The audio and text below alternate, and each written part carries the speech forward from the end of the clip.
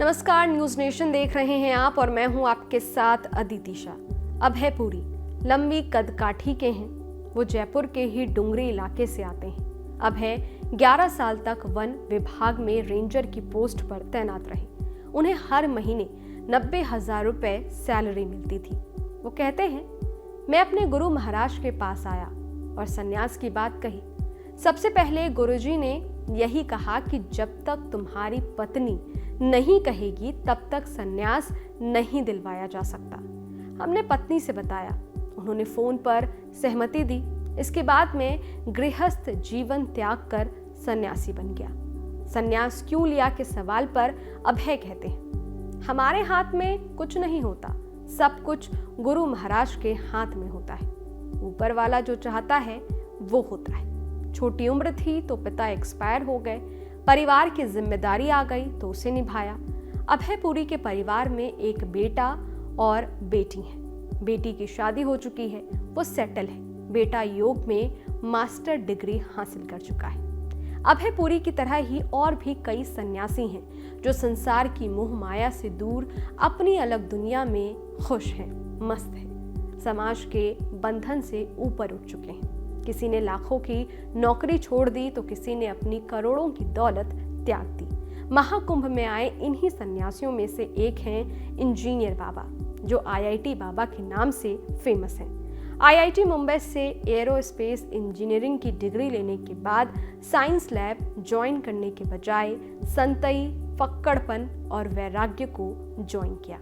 प्रयागराज में दिव्य और भव्य महाकुंभ में देश विदेश से करोड़ों साधु संत और श्रद्धालु अमृत स्नान के लिए पहुंचे हैं। महाकुंभ में कई ऐसे भी साधु संत पहुंचे हैं जो अपने खास अंदाज के लिए चर्चा में बने हुए हैं। इन्हीं में से एक आईआईटीएन बाबा अभय सिंह भी हैं, जिनकी कहानी बेहद दिलचस्प है। महाकुंभ में इन्हें लोग इंजीनियर बाबा के नाम से जान रहे हैं। आईआईटी बॉम्बे से आईआईटी पवई, फिर फोटोग्राफी और इसके बाद वैराग्य।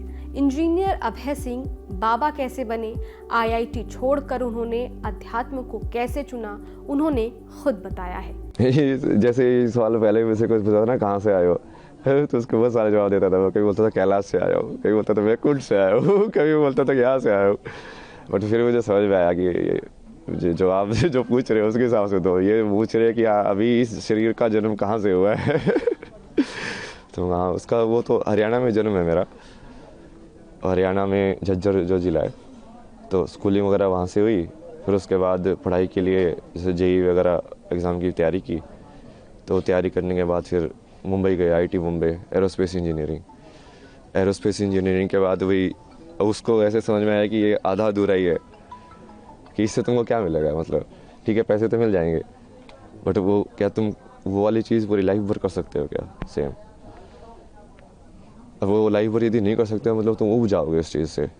तो मेरे को वैसा चाहिए था, लाइक पूरा जॉब, लाइक हाँ ऐसी चीज़ मुझे मिल जाए जो मैं करता रहूँ, बस मज़ा आता रहे, लाइफ चली जाए पूरी। और उसकी खोज में तुम निकलते गए। फिर जैसे मीनिंग ऑफ लाइफ तुम ढूंढते रहते हो, यार ये लाइफ का मतलब क्या है, मुझे क्या करना चाहिए। आगे बढ़ते जाते हो, आगे बढ़ते जाते हो। उसमें बहुत सारे ऐसे रास्ते आए, बहुत सारी चीज़ें हुई बीच बीच में, यहाँ वहाँ मोड़ आए बहुत सारे। धीरे धीरे आके फिर तुमको वही फाइनली वही तुम ऐसे ही देखते हो कि जो होना होता है वो वैसे ही होता है। तो वैसे ही हुआ, सत्य तक पहुँचा मैं, जैसे भी पहुँचा लड़खड़ा के भटक भटक के। फिर उसके बाद अभी तो जैसे फिर उसको समझ में आया कि अभी जो भारत का जितना भी ये वैदिक जो ज्ञान बोलते हैं या पुराना जो संस्कृति ज्ञान बोलते हैं, वो सारा का सारा उसी के ऊपर डिपेंडेंट है। मतलब अपने जितने भी हैं नाट्य शास्त्र या जो भी बनाए गए हैं, वो सब आध्यात्म को केंद्र बिंदु लेके बनाए गए हैं। सब राग जो डिज़ाइन हुए हैं, म्यूज़िक से लेके, परफॉर्मेंस से लेके, फिर रहन सहन से लेके, फिर जो परिवार का जो विधि है, शादी का विधि है, संस्कार जो होते हैं बच्चों के सारे ये उस चीज़ को केंद्र बिंदु लेके डिज़ाइन किए गए हैं। पूरा सिस्टम जो पूरा जो जैसे आश्रम की व्यवस्था थी पहले कि हाँ ब्रह्मचार्य आश्रम होगा, गृहस्थ आश्रम होगा, तो वो पूरा वैसे ही उन्होंने बनाया है कि अब इस माया में तुम कैसे डिज़ाइन करो कि वो आध्यात्म वाला जो कनेक्शन है वो बना रहे, कि लोग खो ना जाए ज़्यादा। क्योंकि माया को तुम हटा नहीं सकते हो, क्योंकि वो माया बनी इसलिए एंजॉय करने के लिए, उसको जीने के लिए। बट वो यदि कनेक्शन टूट जाएगा, जो कि अभी काफ़ी टूटा हुआ है, अभी लोगों को वही लगता है कि ये सब अलग अलग है, अलग अलग नहीं है, वही की चीज़ है वो। ऐसी कौन सी चीज है जो आज की पीढ़ी को अध्यात्म से अलग कर रही है? IITian बाबा ने ये भी बताया है। क्या चीज़ है जो इस पीढ़ी को अध्यात्म से अलग कर रही है? और दृष्टिकोण क्या होना चाहिए? दृष्टिकोण तो यही होना चाहिए कि ये सब उसी के ऊपर ही बेस है, कि जो बेस है वो अध्यात्म ही है।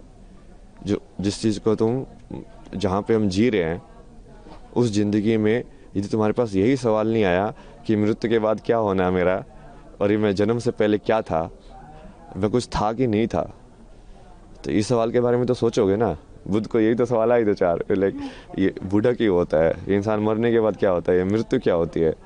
अब आप सोच के देखो मृत्यु क्या होती है। अब आप सोचोगे, चिंतन करोगे, आपको समझ में आएगा यार इसका जवाब कहाँ मिलेगा। फिर आप ढूंढोगे कि अच्छा तू दे सकता है इसका जवाब, तू दे सकता है इसका जवाब। मान लो सेटिस्फाई हुआ, आपको समझ में आया कि हाँ ये जवाब है, नहीं तो जो आप उसको जो पद्धति है उसको फॉलो करोगे कि हाँ अच्छा इसको ऐसे जवाब इसका पाया जा सकता है। तो उसके वही बहुत सारे तरीके हैं, बट वो हर चीज़ वही से रिलेटेड है। आप सेम चीज़ लाइक क्रिया योगा में मैंने लोगों का एग्जाम्पल भी दिया ना कि ब्रह्म ज्ञान की प्राप्ति विराट कोहली की भी हो सकती है। वो बिना अपनी चित्त की मेमोरी को यूज़ करके एक शॉट खेल के दिखा दे, सिर्फ उस मोमेंट में रह के, कि उस टाइम पे उसको मसल मेमोरी यूज़ नहीं कर रहा है वो, कि हाँ ऐसे बोला ही तो मुझे ऐसे शॉट खेलना है। क्योंकि जनरली मसल मेमोरी यूज़ करते हैं, रिफ्लेक्स में होता है सब कुछ।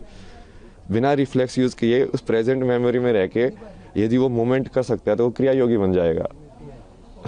ऐसे डांसर लोग भी कर सकते हैं कि यदि उस पूरी मोमेंट को वो एम्बॉडी करे, पूरा चेतना के अंदर आए कि हाँ मेरा हाथ ऐसे घूम रहा है, पूरा देखेंगे हाँ वो क्रिया हो कैसे रही है, तो वो भी क्रिया योगी बन सकते हैं।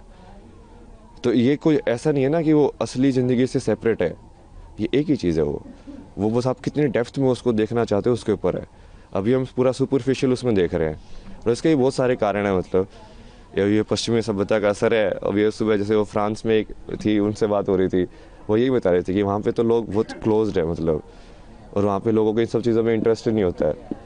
लाइक सब इंडिविजुअलिटी में और लाइक मटेरियलिज्म को और के चक्कर में पड़े रहते हैं, जो थोड़ा बहुत असर हमारे ऊपर भी हो गया। क्योंकि वो अब हम हमारे पर वो राज करके गए थे, हमारे अंदर इन्फीरियरिटी कॉम्प्लेक्स आ गया कि इनके अंदर कुछ तो बढ़िया होगा जिसकी वजह से ये हमसे पावरफुल बन पाए। तो हम फिर वो चीज़ को उसके पीछे पड़े हुए कि इनके पास जो था हम भी वही चीज़ सीखें ताकि वो चीज़ रिपीट ना हो। लेकिन वो सही अप्रोच नहीं है, क्योंकि उनके हालत देखो ना, USA के अंदर 50% लोग मेंटल हेल्थ प्रॉब्लम्स में हैं। अब क्या हो, ऐसा बनना चाहते हो आप, ऐसा बनाना चाहते हो देश को? हरियाणा का ये लड़का JEE एंट्रेंस में 731वीं रैंक लाकर पास हुआ। इंजीनियरिंग की डिग्री लेने के बाद मास्टर्स इन डिज़ाइन पढ़ी। डिज़ाइनिंग के बाद जब नौकरी के क्षेत्र में आए तो पहली नौकरी 12 लाख की मिली। बाद में बाबा अभय ने कोचिंग में फिजिक्स भी पढ़ाया। बाबा अभय सिंह ने अपने सपनों को पूरा करने के लिए IIT की इंटर्नशिप के दौरान 2 महीने तक उत्तराखंड में फोटोग्राफी की।